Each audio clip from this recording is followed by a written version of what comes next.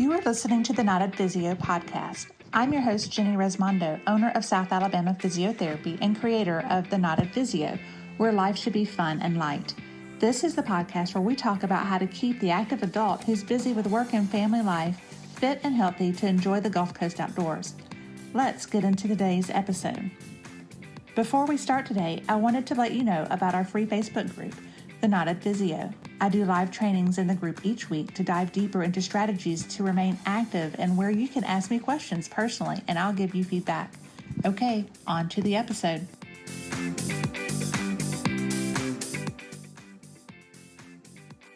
Hey guys, Jenny Resmondo, The Knotted Physio, coming in live from my office space and working in between patients. I had a question about back pain, especially with degenerative disc disease. So generally, people who have degenerative disc disease, that could be most every person. It's going to happen to us at some point in our life, usually after we reach 20. Our spines and our discs start to deteriorate slightly. So things that, what that means is it's not a life sentence, right? You can do things to be able to help yourself so that you're not having so much pain and achiness. One of the things that you're able to do is simply just hydrate your body. And, you know, everybody's talking about hydration. And if you're like a lot of people that I know, people don't like to have water, but water is what makes up most of our body, and it's what our body needs. So just simply adding 1 cup of water will help you to have more hydration. That's not going to be enough water, but that'll be enough to kind of get you springboarded forward. And there's some simple hacks to be able to enjoy water a little bit easier if you're not a big fan. So one thing is you could add in a twist of lemon, a twist of lime, a twist of orange. You could throw in cucumbers, just anything to be able to flavor your water. Some people actually infuse their water with fruit. You could buy these little infusers, and they're like a silicone container that will have these little holes all punched in it that you could drop raspberries or blackberries or blueberries or strawberries into that, and then let it sit in your water to infuse the water so that it has some flavors. So those are just a few tricks as far as increasing your water intake. Because I'm in my office, I realize I actually have a disc. It's not a lumbar spine disc, but this is an air-filled disc, so it'll help to give us a little bit of a visual idea or representation of what our disc look like in our spine. So I'm showing you this. It is an air-filled disc. So when we talk about degeneration, it usually means that the disc itself is not as supple. So it's not as plump as this. It would actually be squished down a little bit. And when we have that degeneration and the squishing down, if you will, of this disc, it reduces the space between our vertebrae. And what happens with that is we've got nerves that come out of what's called the foramina of the spine. And our nerves are like electrical wires. If you think of our extension cords, they're covered in this thick plastic coating, and they're, you know, not all of them around, but the ones I'm thinking of are around. They're the orange ones. And so they come out of the spine itself.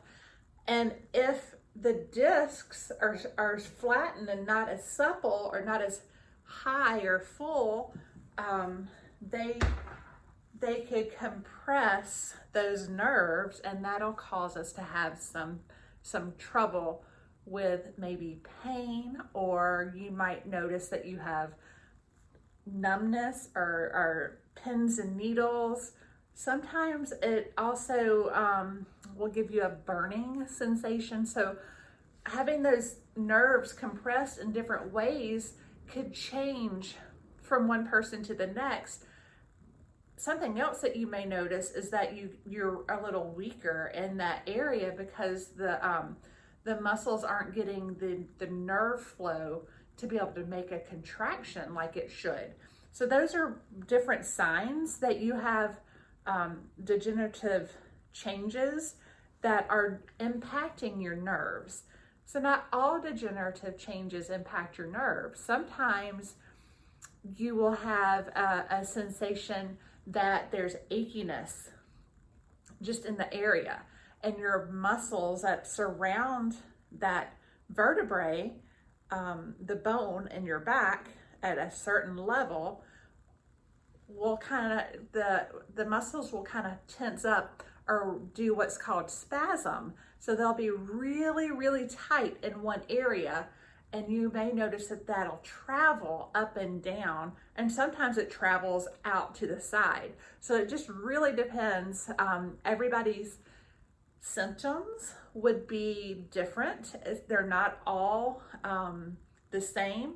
And sometimes when you have a degenerative change, you have areas that are worse off than others at multiple segments. So in our lumbar spine and our low back, there are 5 vertebrae. Those 5 vertebrae are stacked one on top of the other. And what that does is it's like building blocks.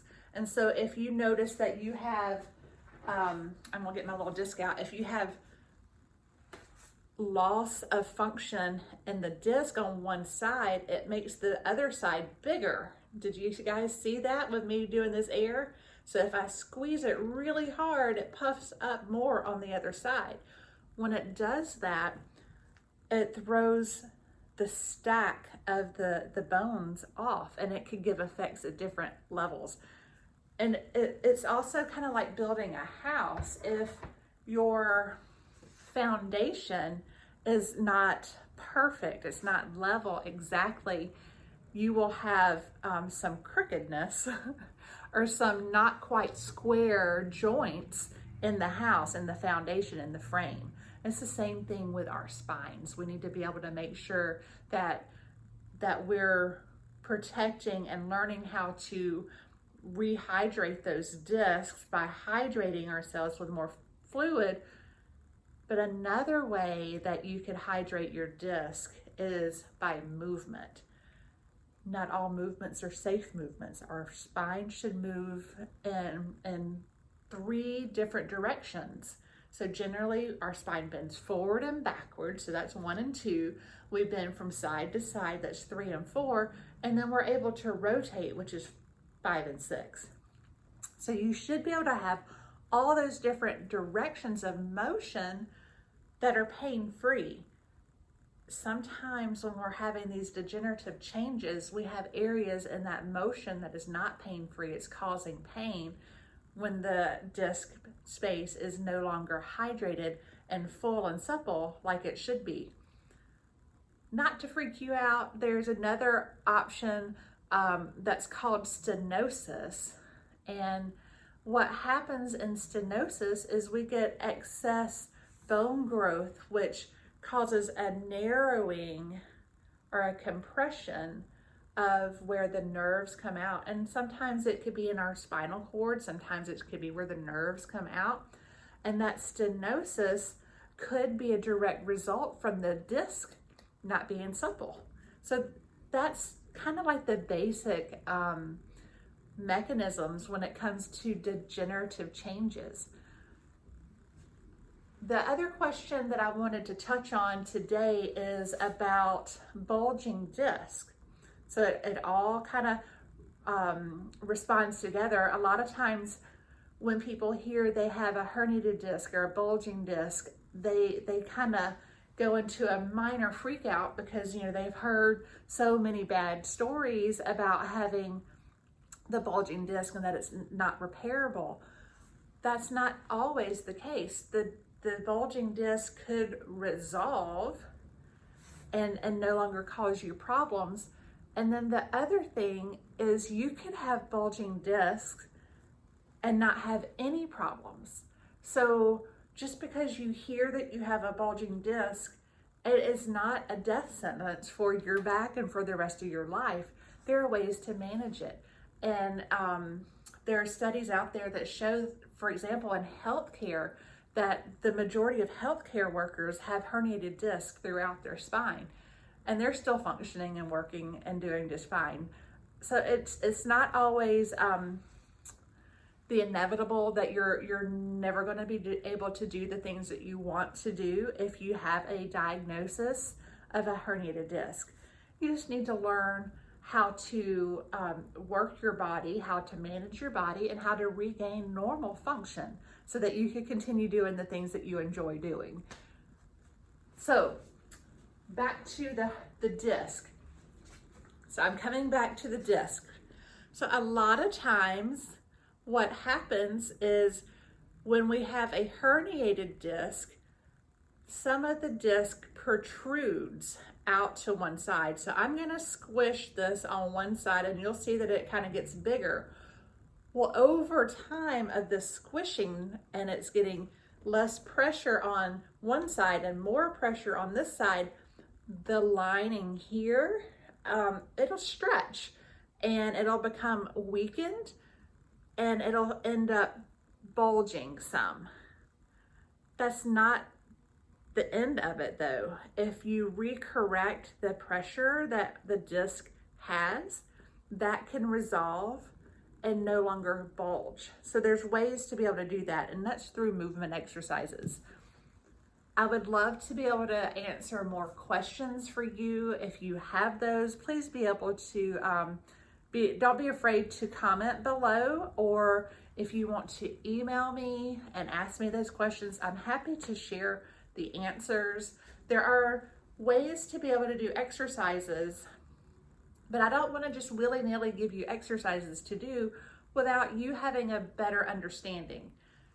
I do offer training, so obviously, that is what I do for a living. I help people solve their back pain, but there are simple things that you could do where you don't actually have to come in to see me. You could learn to read your body itself and be able to what we call self-manage. And once you learn how to do this, it's not complicated, and it could be used time in and time again, over and over and over, for you to solve those issues. And the reassessment or the assessment or the self-awareness is what's going to be key for that. And I love helping people learn to understand their bodies.